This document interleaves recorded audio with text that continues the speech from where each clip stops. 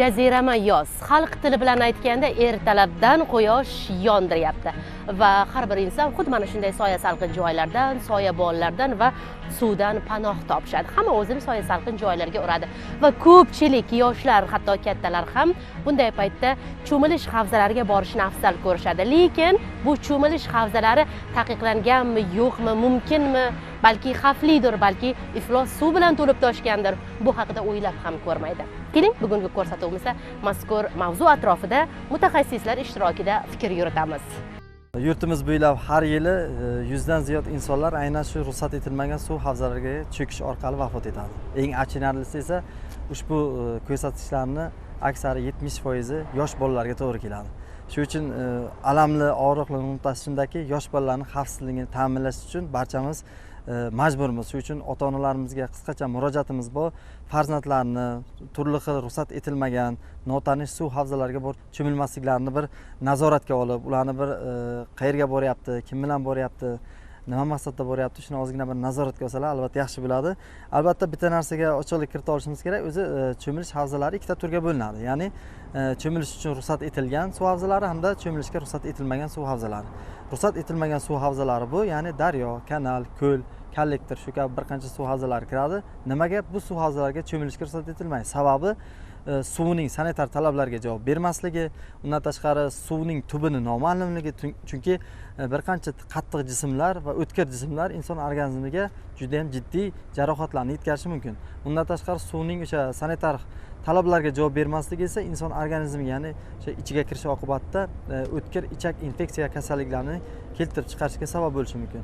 Undan tashqari ayrim joylarga ko'ramiz, ijtimoiy tarmoqlarga ko'ramiz, o'zi turli xil tureklarni bajarish, ya'ni suvga salto tashlash, undan yugurib borib bosh orqali o'sha suvga kirish holatlarini ko'ramiz. Albatta ham bu hayot uchun juda ham xavfli ekanliklarini yana bir marta o'sha bilib olishlarini iltimos qilib qolamiz. Nimaga basseynlarga ruxsat etiladi? Ya'ni u qo'riqqa olingan, suv sanitar talablarga javob beradi hamda qo'riqqa olingan, hech qanaqa inson hayoti uchun xavfli bo'lgan holatlari yo'qligi sababli basseynlarga cho'milish birmuncha xavfsiz hisoblanadi. Undan tashqari o'sha tez oquvchi suv havzalariga ham cho'milish orqali yillar davomida bir qancha o'sha insonlarning vafot etishi, shu kabi bir qancha holatlarni guvohi bo'lganmiz. Insonlar taqiqlangan ochiq suv havzalarida cho'milmaslikni bilishadi, mavzuga oid tavsiyalarni eshitishadi va o'qiydi. Ammo hech kim men bilan biror baxtsiz hodisa yuz berishi mumkin-ku deya ogoh bo'lmaydi. Xatti-harakati noto'g'ri ekanini bilgani uchun ham targ'ibot tadbirlari davomida ko'plab shaxslar favqulodda vaziyatlar boshqarmasi xodimlarini ko'rishi bilan tum-taraqay qochishdi. Qolganlari esa beparvolarcha mas'ullar ketishini poylashdi.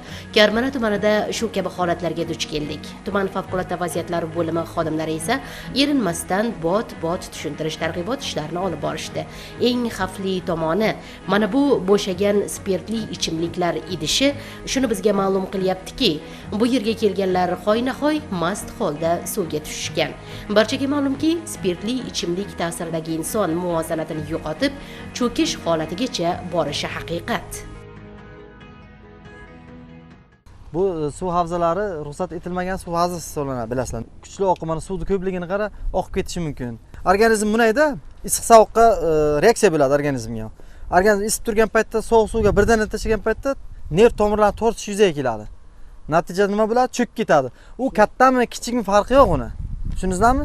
Endi sizlar katta bo'lasizlar, endi mayda bola bo'lsa tushunsak bo'ladi, lekin xulosa chiqaringlar, ukalar. Iltimos. Tushundingizmi? Endi sizlar namuna bo'lishingiz kerak kichkina bolalarga. Agar bunga cho'kmagan taqdiringda ham, bir joying jarohatlanmagan taqdirda ham suv organizm uchun juda xavfli-da. Bir 200 metr yoqqa borsangiz hayvonni o'lgani yotibdi, misol. Turli xil chiqindilarni tashlagan odamlar, o'ralyapti chiqindilar. Ertaga oshqozon ichak kasalliklarini keltirib chiqarsa nima qilasizlar? Bir umr tuzalmaydigan dardlar kelib chiqsa nima qilasizlar, misol. Tushundingizmi yigitlar? Tushungan insonlar birinchi marta mayli, nima ikkinchi marta chora ko'rishga majbur bo'lamiz. Tushundingizlar? Garchi men mutaxassis bo'lmasamda, suvning qanchalar bir iflos ekanligini ko'ryapman. Bu yerda ancha chiqindilar oqib kelyapti, guvohi bo'lganingizdek. Va bunday iflos suv havzalarida cho'milish inson salomatligiga jiddiy xavf tug'dirishi tabiiy. Buni mutaxassislar ham bot-bot aytishyapti. Teri kasalliklariga olib kelishi mumkin. Qolaversa, burun bo'shlig'i, og'iz bo'shlig'idan kirganda bunday suvlar ichak infeksiyalariga ham olib kelishi bor. Shuning uchun ham tavsiya qilardimki, bunday suv havzalarida cho'milmaslikni, bu o'zingizning salomatligingizni himoya qilgan bo'lardingiz. Favqulodda vaziyatlar bo'limi xodimlari aholi bilan ham tushuntirish ishlari olib borishdi. Zero yoz mavsumini betalofat o'tkazishga barcha birdek mas'uldir. Insonning eng katta dushmani loqaydlik, befarqlik, mas'uliyatsizlik ekanini ham unutmaslik kerak. O'z salomatligi va hayotini ko'ra bila turib xavf ostiga qo'yish esa aqlga sig'maydi. Har qanday falokatning oldini olish uchun mutasaddilardan mas'uliyat, fuqarolardan e'tiborlilik hamda tavsiyalarga amal qilish talab etiladi. Men shu yerga 60-yildan boshlab tug'ilib o'sganman. Bu kanal biron marta toza bo'lgani ham yo'q. Faqat ifloslik bilan nima bo'ladi? Ana bolalar cho'milishga qo'ymaymiz, cho'milma deymiz. Cho'milsa qaysi oqibatga olib keladi? Oqirib ketadi, botirib yo'qotib qo'yishi mumkin. Shuning uchun cho'milmasligini iltimos qilamiz bolalarni. O'lim holatlarini mana shu yerga oqib kelganlarini ham ko'rganmiz, o'liklarni. Suvga mana endi qizib keladi-da, suvga o'zini tashlaydi, tomir tortgandan keyin tamom botib ketadi-da, shu bilan suvga g'arq bo'ladi-da, boshqa nima bo'ladi?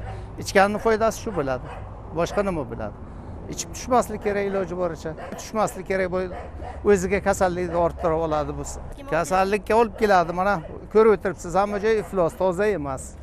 Bu suvning o'zi toza emas. Bu kabi iflos suv havzalarida cho'milish insonning turli yuqumli kasalliklarga chalinish ehtimolini ham oshiradi. Viloyat sanitariya epidemiologik osoyishtalik va jamoat salomatligi markazi qolaversa hududlardagi bo'limlari xodimlari tomonidan doimiy suv havzalarida tahlil ishlari amalga oshiriladi. Aksariyat hollarda ochiq suv havzalarining cho'milish talablariga javob bermasligi aniqlangan. Havo harorati ko'tarilishi bilan atrof muhitda yuqumli kasalliklar qo'zg'atuvchilarining rivojlanishi, yashash uchun qulay muhit hosil bo'ladi. Ayniqsa ochiq hamda oqova suvlarda sanitariya talablariga buzilgan vaqtlarda bu qo'zg'atuvchilar, mikroorganizmlar ko'payadi. Jumladan yuqumli ichak tayoqchalari hamda vibronlar ko'payishi mumkin bo'lib hisoblanadi. Bu esa o'z navbatida aholining salomatligiga salbiy ta'sir ko'rsatadi, jumladan suv orqali yuqadigan kasalliklarning kelib chiqish ehtimolini ham oshiradi. Shu sababdan viloyat sanitariya epidemiologik osoyishtalik hamda jamoat salomatligi boshqarmasi, uning shahar tuman bo'limlari tomonidan viloyat hududidagi ochiq hamda oqova suv manbalaridan namunalar olinadi. Bu namunalar o'z navbatida belgilangan tartibda laboratoriyalarga yetkaziladi hamda u yerda sanitariya, kimyoviy hamda mikrobiologik tekshiruvlar o'tkaziladi. Tekshiruv xulosalari asosida suv nuqtalarining holatiga baho beriladi. Yuqorida aytib o'tganimizdek, shu laboratoriya natijalariga asoslanib suv nuqtalari yana ma'lum bir o'sha aholi yashash punktlari hududlarda kasalliklarni oldini olish, aholining salomatligini saqlash bilan bog'liq chora-tadbirlar belgilab boriladi. Olingan natijalar ko'rsatkichlarga qarab 1 kundan 3 kungacha natijalar chiqadi hamda tegishli muassasalarga beriladi. Natijalar asosida esa bu muassasalar tomonidan suv havzalarini demak sanitariya talabini to'g'rilash bo'yicha chora-tadbirlar olib boriladi. Bugungi kunda albatta yuqumli kasalliklar aniqlanib turibdi suv havzalarida. Ayni paytda bu havzamizda cho'milishga umuman talabga javob bermaydi. Tozaligi bo'yicha ham, xavfsizligi bo'yicha ham talabga javob bermaydi. Bundan tashqari albatta o'sha ruxsat etilgan cho'milish havzalariga borishdan oldin albatta tibbiy ko'rikdan o'tishimiz kerak. Tegishli dermatologik ko'riklardan o'tgandan so'ng cho'milishga ruxsat etiladi. Albatta bu o'zimiz va boshqalarning sog'lig'i uchun ham zarur hisoblanadi. Albatta cho'milish havzalariga tushishdan oldin dush qabul qilish kerak va chiqqandan keyin ham dush qabul qilish bu o'zimiz salomatligimizda muhim ahamiyat kasb etadi. Targ'ibot ishlari nafaqat cho'milish havzalari, balki bolajonlar mazza qilib dam olayotgan oromgohlarda ham bo'lib o'tmoqda. Demak, navbatdagi manzil Karmana tumanidagi Ishonch bolalar dam olish maskani bo'ldi.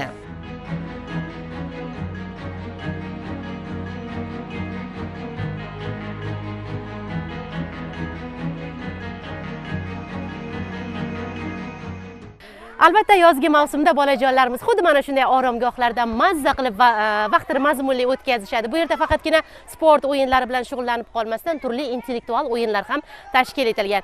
Eng asosiysi ularning ham bugun xavfsizligi, salomatligi diqqat markazida, ya'ni viloyat favqulodda vaziyatlar boshqarmasi, qolaversa viloyat sanitariya epidemiologik osoyishtalik va jamoat salomatligi markazi xodimlari har doim mana shu mavjud oromgohlarga kelib o'zlarining tushuntirish targ'ibot ishlarini olib borishadi. Ayniqsa umumiy foydalanuvchi basseyn, ya'ni hovuzlarning ham holati doimiy nazorat markazida. Bu ham bo'lsa, kichkintoylarimiz, kelajak vorislarimizning xavfsizligi va salomatligini chuqur o'ylagan holda amalga oshirilayotgan chora-tadbirlar. Hurmatli bolajonlar, xabarlaringiz bor, havo harorati isib ketish natijasida nima bo'ladi? Yo'q, insonga so'lim go'shalarga, suv havzalariga bo'lgan ehtiyoj oshadi, to'g'rimi? Keyin nima qilamiz? Daryoga, kanalga, ariqqa nima cho'milish uchun boramiz, to'g'rimi? Sizlarga bugun bitta ma'lumot yetkazaman. Taqiqlangan suv havzalariga, daryo, kanal, ko'llarga cho'milish qat'iyan taqiqlanadi. Sababi chunki suv oqimi tez, suv loyqa, suv tubi noma'lum.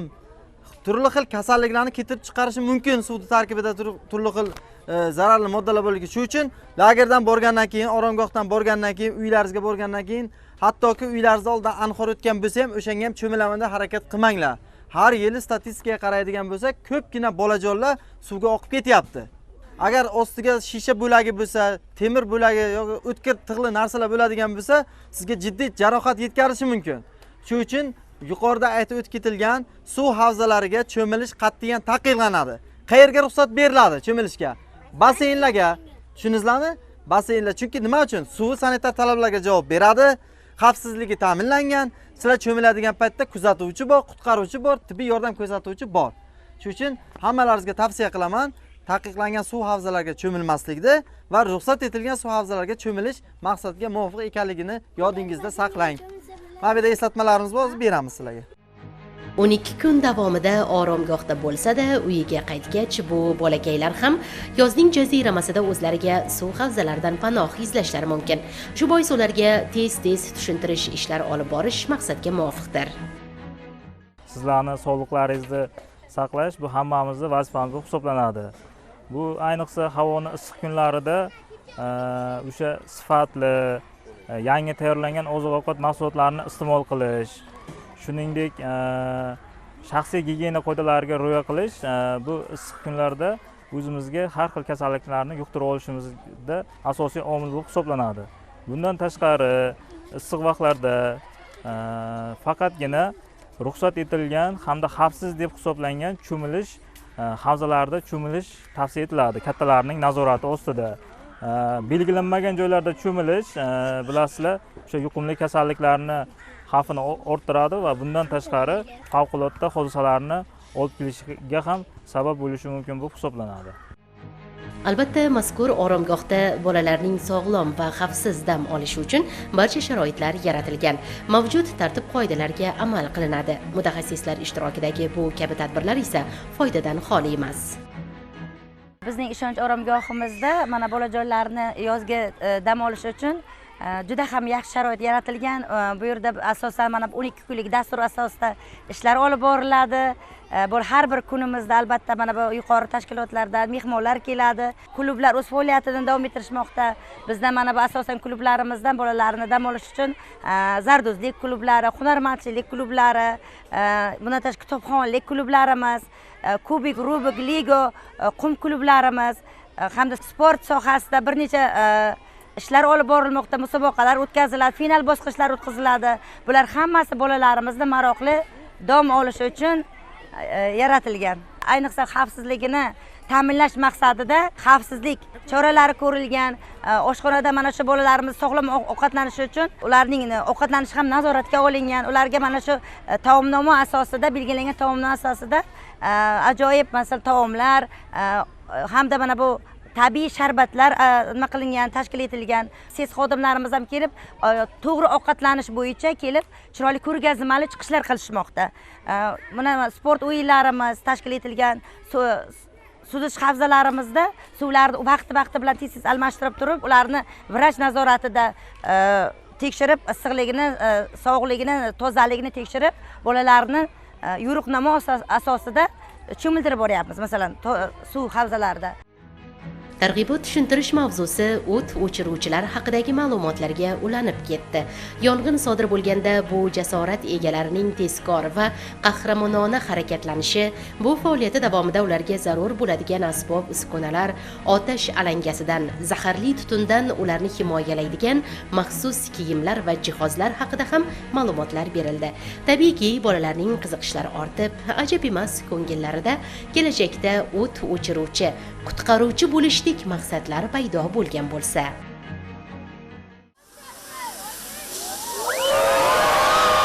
Bugungi bo'lib o'tgan tadbir mana shu oromgoh bolajonlarda nafaqat mana shu favqulodda vaziyatlarga tayyorgarlik yoki bu bo'yicha bilimlarini, tushunchalarini yana ham bir mukammallashtirdi, balki mana shu kasbga bo'lgan qiziqishlarini ham orttirdi desam adashmaymiz. Bolajonlar, kelajakda qutqaruvchi bo'lamiz, ha? Favqulodda vaziyat xodimlari kelib, bolalar bilan ajoyib suhbatlar o'tkazib, ular bilan tushuncha berib boradi. Bu shu bilan birga mana shu ularni kelgandan keyin bolalarimizni ham tushunchaga ega bo'lishyapti, hamda ular mana shu favqulodda vaziyatlar sohasidagi kasblarga qiziqishi ortib bormoqda. Ham ular o'zlari ko'rishib, tomosha qilishib, juda bir ajoyib taassurotlarga ega bo'lishmoqda-da bolalarimiz. Ajab emas, mana shu oromgohga kelgan bolalarimiz erta bir kun ajoyib bir qutqaruvchilar, mana shu favqulodda vaziyatlar kasbini egallab bir ajoyib insonlar, xalqimizga, yurtimizga bir foydasi tegayotgan insonlar o'yib ajab emas. Hammaga ma'lumki, so'nggi yillarda yoz pallasida juda ham bir global isish jarayoni kuzatilyapti. Iqlim o'zgarishi bu dunyo miqyosida, faqat O'zbekistonda emas.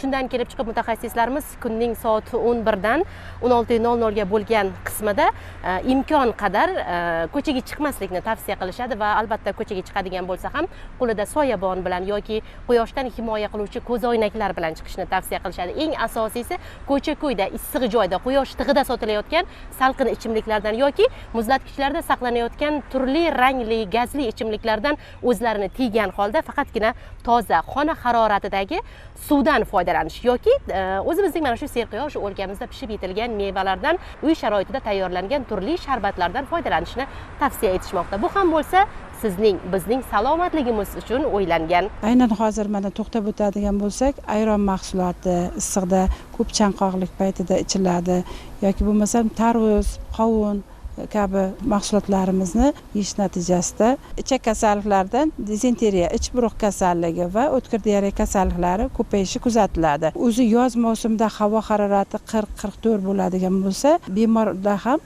o'sha tana haroratini ko'tarish natijasida turli xil og'ir oqibatlarga olib kelishi mumkin. Bu esa mana shu infeksion toksik shok deymiz, turli xil infeksion kasalliklarimizni og'ir kechishi natijasida shok holatlari ham kuzatilishi mumkin. Bunda esa shokda qon bosimining tushishi, o'sha yurak urishining tezlashishi yoki bo'lmasam bemorda o'sha ish qobiliyatining yo'qolishi kabi holatlar kuzatiladi. Bozorlarda sotilayotgan mahsulotlarni sifatini tekshirib yoki bo'lmasam ularning yaroqliligini ko'rib sifatli mahsulotlar olishga harakat qilish kerak.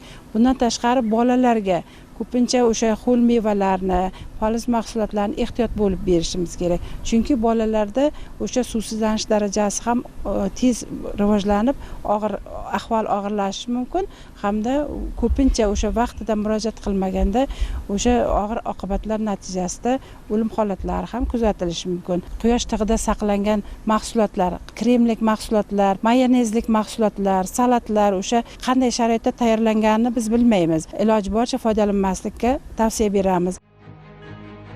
Mutaxassislar fikrini shunchaki tinglash va kuzatish emas, unga amal qilish insonning salomatligi va xavfsizligiga xizmat qiladi. Ovqatlanishda shifokorlar, cho'milishda esa favqulodda vaziyatlar bo'limi xodimlari tavsiyalarini yodga oling. Atrofingizda bo'layotgan baxtsiz hodisalardan xulosa chiqaring. Ijtimoiy tarmoqlarga ko'zimiz tushar ekan, uni doim kuzatar ekanmiz. Bugun afsuski respublikamizning qaysidir hududlarida deyarli har kuni mana shunday bir kanallarda, soylarda cho'kish holatlariga guvoh bo'lamiz va albatta bu juda ham achinarli holat va eng asosiy yana bir narsaga e'tiborimizni qaratishimiz kerak. Bugun fermer xo'jaliklaridagi o'sha zaxira hovuzlariga ham bugun yoshlarimiz cho'milish oqibatida u yerdan chiqib keta olmasdan afsuski halok bo'layotgan bir baxtsiz hodisalarga ham ko'zimiz tushadi. Bu albatta har bitta insonni ogohlikka, hushyorlikka chorlash kerak. Bugungi ko'rsatuvimiz davomida ham yana bir bor siz aziz muxlislarimizga mana shunday taqiqlangan iflos suv havzalarida cho'milishning salbiy oqibatlari haqida yetarlicha ma'lumot berishga harakat qildik. Faqatgina bundan tegishli xulosa chiqarish kerak. Xolos, ana shundagina o'zingizning va yaqinlaringizning tinchligini, xotirjamligini, salomatligini va hayotini himoya qilgan bo'lasiz.